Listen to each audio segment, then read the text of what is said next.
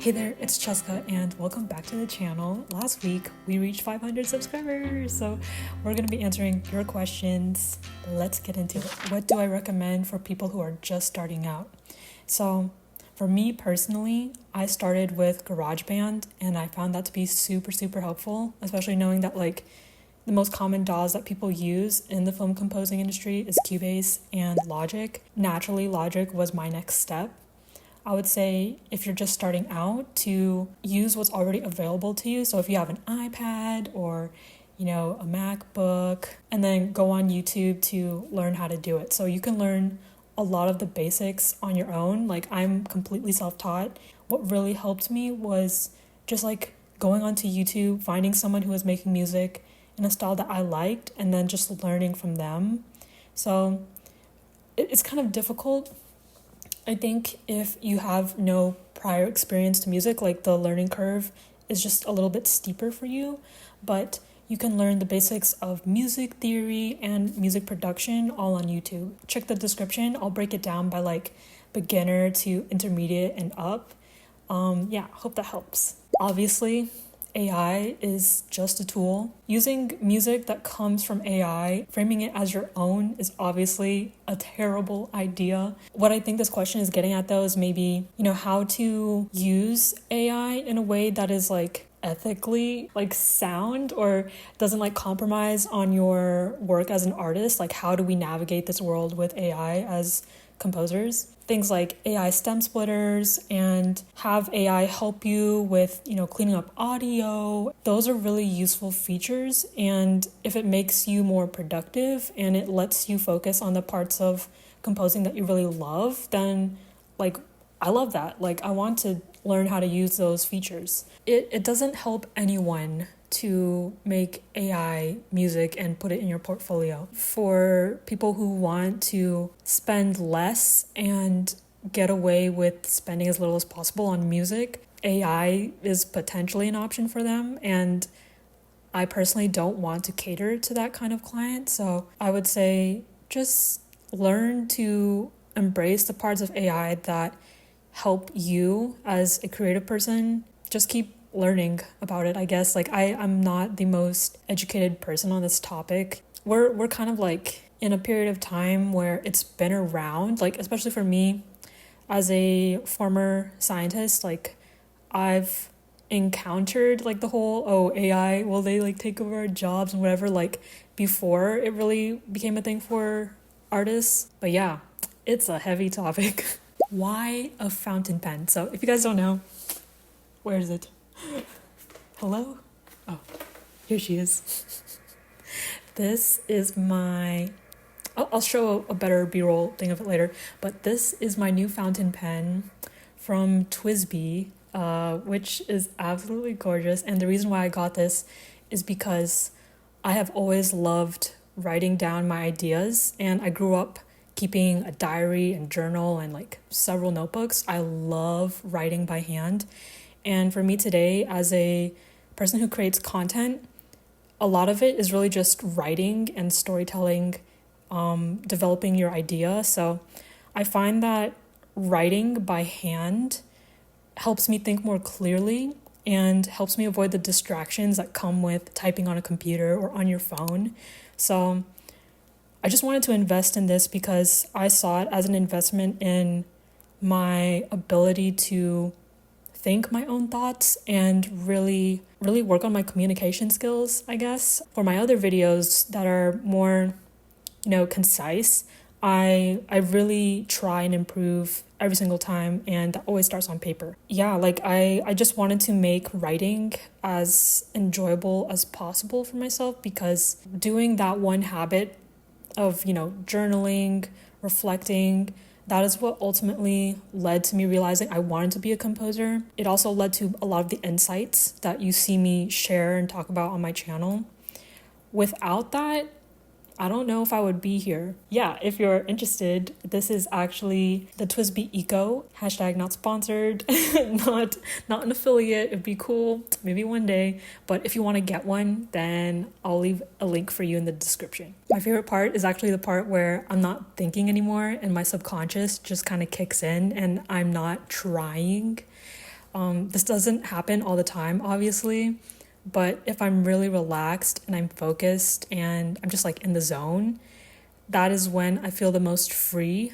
Like in my whole life, I feel like there's just so many things to do, there's so much chaos, but when I compose and I'm in my own little world, it just makes time pass by in such a fun way that is like addicting, I guess. So yeah, that's my favorite part about composing. How to deal with the topic of money with up and coming filmmakers. So the easiest thing to do is to ask them for their budget first, but I know sometimes things get a little bit tricky and they ask you for your rate. So there are some really, really good videos on how to do this, which I'll link below. My friend HEYDE has a really great video on that, so I highly recommend you check that out. And I know in the beginning with like up and coming filmmakers, it is kind of weird and difficult to walk that line of like, I don't have any experience, but also I want to get paid, but also if you don't pay me, like that's fine because I want to get experience. Like I totally get it. So there are also some really good videos on how to work with like zero budget work, and working for no money is not the same as working for nothing. Like you might get a relationship that brings you recurring work later on. So, framing your collaboration as something that you want to grow in the future rather than like, hey, I'm just going to get paid nothing for now and it's fine. Don't do that to yourself. Try and set some expectations for your new filmmaker. Like, hey, it's totally okay if you don't have the budget right now, but I would love to potentially work with you in the future and do paid projects with you. So I totally understand if you don't have the budget right now. We can grow from this project together and gain experience together. So something like that. I know sometimes people avoid the money talk all the way until the end, but I personally think the sooner you can talk about it, the easier it will be. And over time, you'll just like get a sense for, when someone approaches you and they don't have much to pay you and vice versa. The best paying clients are the ones that are the least demanding in my experience. Like they're just like totally hands off. So yeah, like give yourself some time. Don't worry if you mess up a little bit. It's okay. We've all been there. And check out those videos. What is my secret YouTube hack?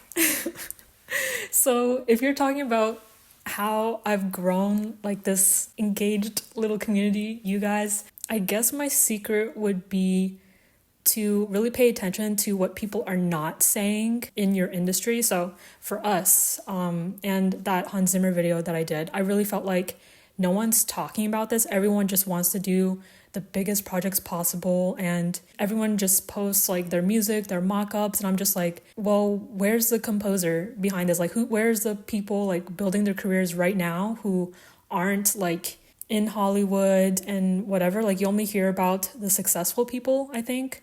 So I really wanted to paint this picture of like, hey, that kind of career is not for everyone, and there's like alternatives, there's different paths. So I really wanted to share my perspective and give people like a really actionable way to take their dream and make it into something that they would actually want to live. So yeah, that just goes to say, be mindful when you consume content, and potentially journal and reflect on what you saw and try and come up with ideas that are truly on your mind instead of what you're seeing from everyone else. Because I think there's like a tendency for people just starting out making content to copy what everyone else is saying, or feel like, hey, this kind of content is doing really well. What if I did like, the same thing, but from my perspective? And that's like great actually.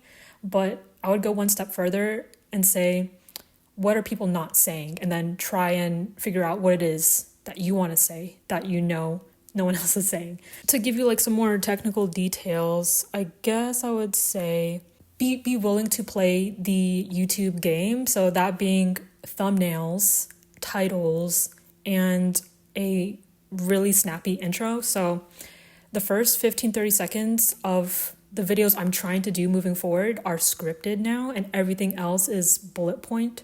So if you can really nail those first 15 seconds, have a great packaging, great title, then your chances of getting that click and reaching the people that you want to reach is much, much higher.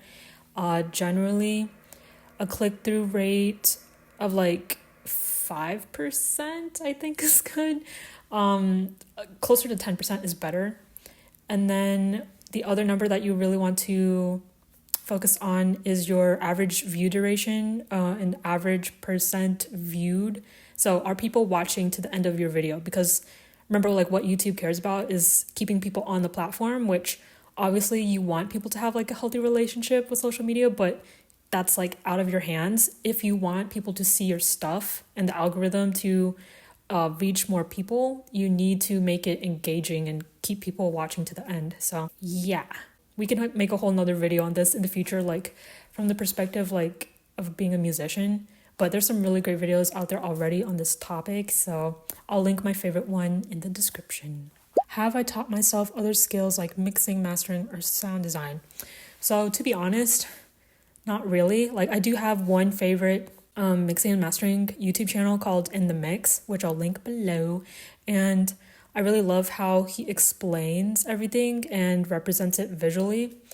I honestly still don't really know what I'm doing when it comes to these things. I kind of just do them, and if I have the resources to do so, I'll try and outsource it and have one of my friends do it for me, because it's not the most fun part of the process for me. I'd love to see your process from start to finish on a short film or other project. So I definitely want to do this in a future video. It's just like a matter of figuring out how to capture that process without disturbing like the flow of my creativity.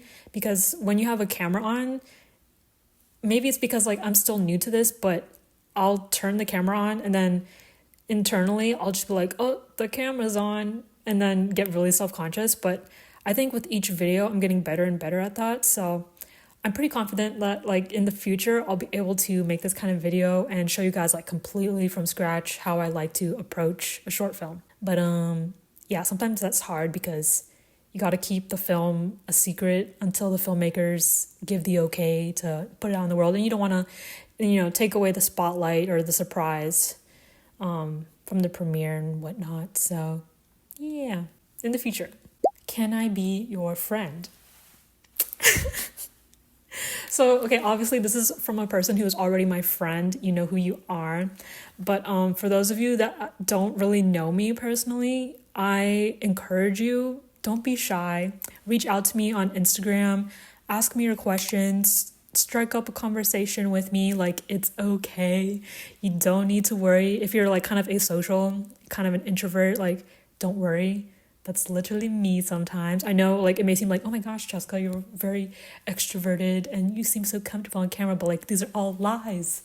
They're lies. I have worked really hard to get to this point, and I'm not always like this. Yeah, not that I'm lying to you guys. It's just that I was previously extremely introverted to the point where it was paralyzing, and I am slowly growing out of that. Would you ever do one-to-one music production lessons? No, I would not, but I do have friends that would /do. So if that sounds like you, send me a DM. I'll hook you up with some people that I know will take care of you. So yeah, that's all the questions. To all the new film composers, if you want to learn from me how to connect with filmmakers online and build your career anywhere in the world, check the link in the description for my course, The Gig Hunting Kit, and sign up.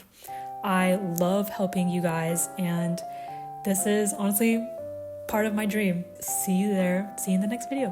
Bye.